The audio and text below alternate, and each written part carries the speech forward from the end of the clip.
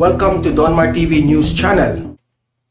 Okay, magandang hapon po sa inyong lahat. It's 3 o'clock in the afternoon here in the Philippines. Okay, so ang unang topic na ating pag-uusapan ay ito ngang si Presidente Bongbong Marcos ay ni-welcome niya ang Prime Minister ng Japan at may good news na idinulot ito. Okay? Yan ang una nating pag-uusapan. Pangalawa nating pag-uusapan ay ito ngang si Pastor Apollo Kibuloy. May sinasabi ito tungkol kay Presidente Bongbong Marcos at malalaman natin yan kasi may video tayong ipapakita sa mga sinasabi ni Pastor Apollo Kibuloy. Okay? Pero bago natin yan itatalakay guys itong dalawang topic natin. Importante na i-like at i-share itong video na ito para kakalat ito sa taong bayan, okay? Sa ating Facebook at YouTube, okay? Sabay-sabay tayong mag-like and share. 1, 2, 3, go! Thank you very much. And also guys, itong Donmar TV sa Facebook natin at sa YouTube, please subscribe and please follow para lagi kayong updated sa mga balita tungkol sa ating Presidente Bongbong Marcos, okay? So, sabay-sabay tayong mag-follow and subscribe sa ating Facebook at YouTube. 1, 2, 3, go! Okay, thank you very much. Ang una nating pag-uusapan ay may magandang nangyari ngayong araw na ito. No? Ito ipapakita ko sa inyo. Ayan. Itong si Presidente Bongbong Marcos ay ni-welcome niya the special advisor to the Prime Minister of Japan. Itong si Dr. Mori Musafumi, okay, during a courtesy call at the Malacanang Palace today, November 3. So itong Prime Minister, pumunta itong si Mori sa Malacanang Palace at ni-welcome ito ni Presidente Bongbong Marcos. And this is a good news. Why? During the meeting, Presidente Bongbong Marcos expressed optimism for the continued collaboration between the Philippines and Japan. Ayan. Itong Japan at itong Pilipinas ay patuloy na mag-collaborate. Okay? At meaning magtulungan. Dati pa yan sa kay former President Duterte na nagtutulungan na talaga yung Japan at Pilipinas. At maganda ito. Maraming maitutulong ang Japan sa atin at tayo rin ay makapagbigay tulong rin sa country ng Japan. Okay? So, nasabi dito na itong collaboration between the Philippines and the Japan on the bilateral goals, ayan, isa din yan, yung bilateral goals, no? Bilateral decisions ng dalawang countries for enhancing defense and security as well as building climate resilient and infrastructure.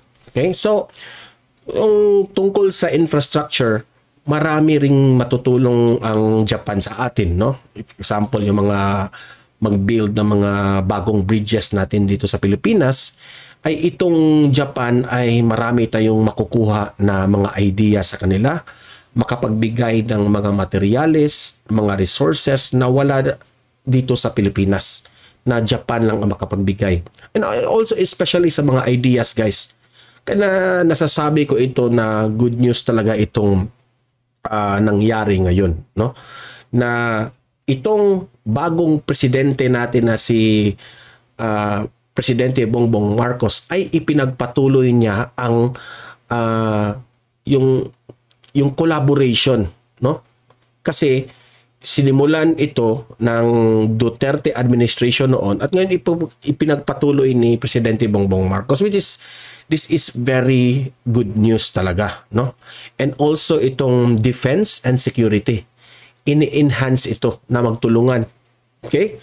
That's very important na alam naman natin na itong Japan, ang kanilang mga ugali ay very loyal, no? So loyal sila sa atin when it comes to defense and security. Okay? So guys, libre kayong mag-comment tungkol sa itong si PBBM, ni-welcome niya itong special advisor to the Prime Minister of Japan. Anong masasabi nyo dito? Mag-comment, mag-react, babasahin natin yan. Okay?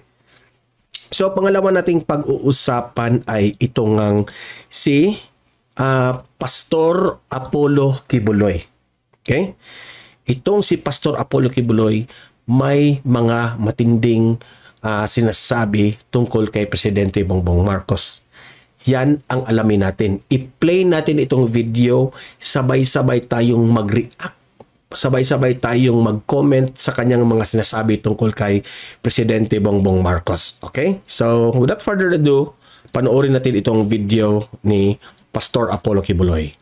Pilit kayong ginagawa ng issue. Teka muna, lakasan ko itong volume para marinig nyo talaga ang mga sinasabi ng ating kaibigang pastor. Okay? Ayan.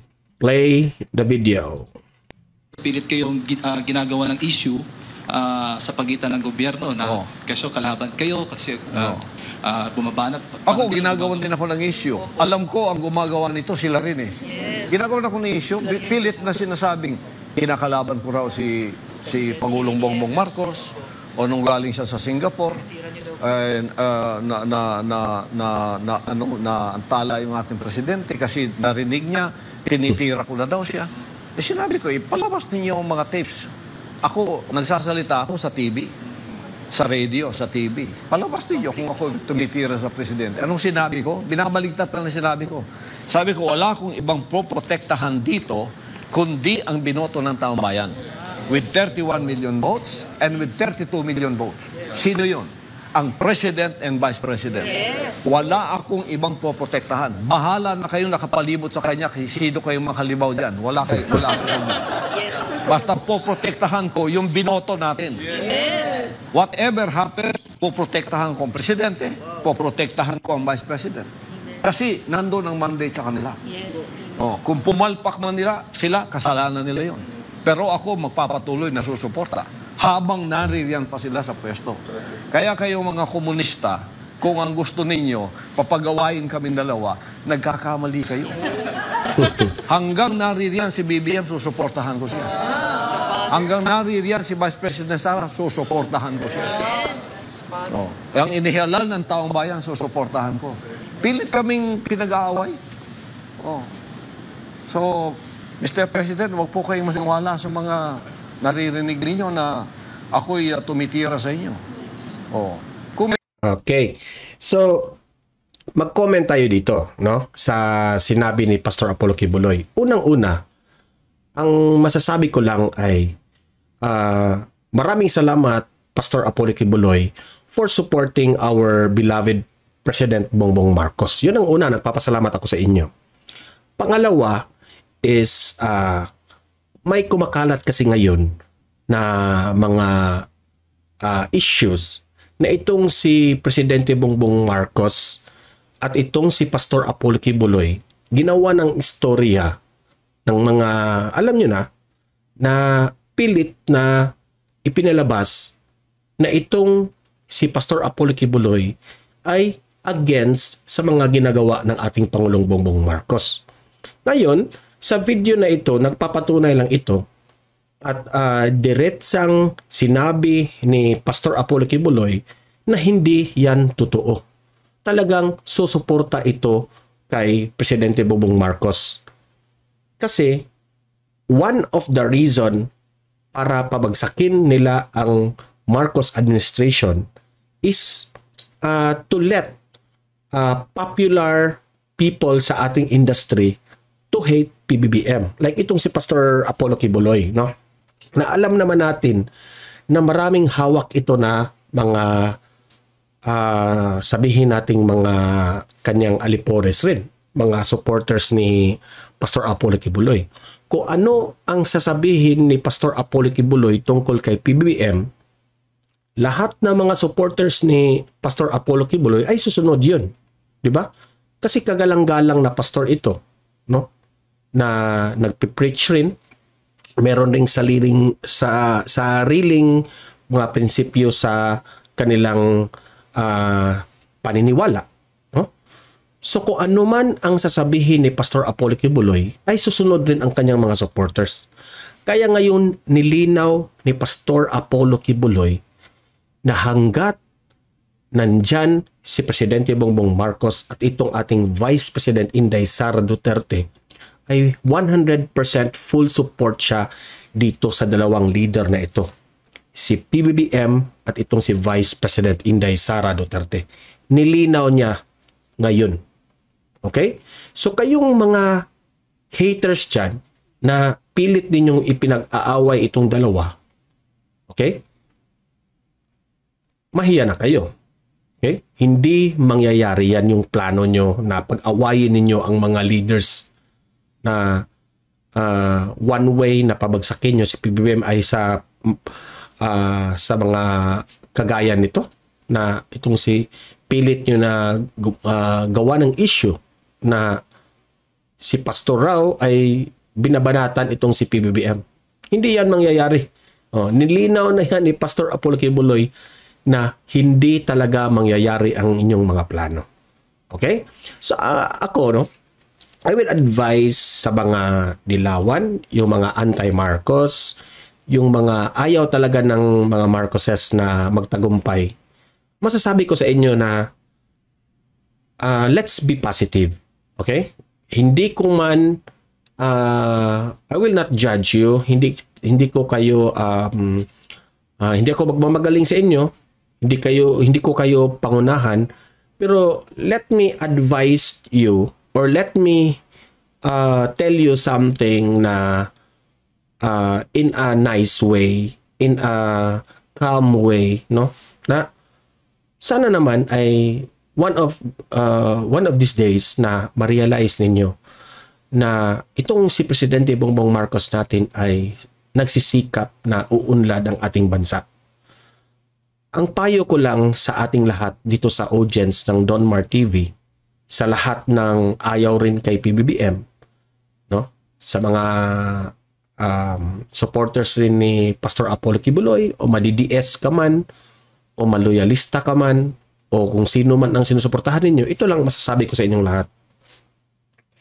Tulungan natin ang presidente dahil siya ang may hawak sa ating future sa Pilipinas. Kung babagsak man ang ating Pangulo, ay babagsak din tayong lahat. Para sa akin, no, let's be positive. No? Let's be positive. Let's be, what do you call that one? Let's be understanding na uunawain natin ang kanya-kanyang prinsipyo, kanya-kanyang opinion dito sa Pilipinas. Huwag na tayong mag-away-away. Importante dito sa Pilipinas natin ay magkaisa. Tulungan natin ang bawat isa sa ating mga leader.